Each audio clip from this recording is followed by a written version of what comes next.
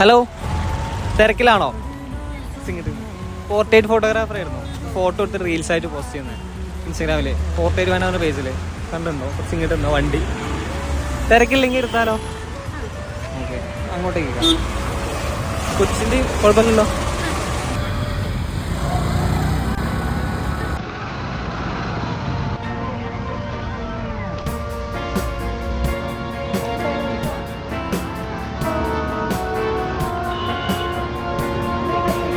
ഇവിടെ